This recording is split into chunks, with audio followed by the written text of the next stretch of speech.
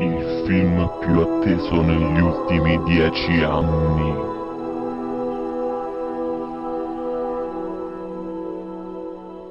Un film particolarmente avvolgente.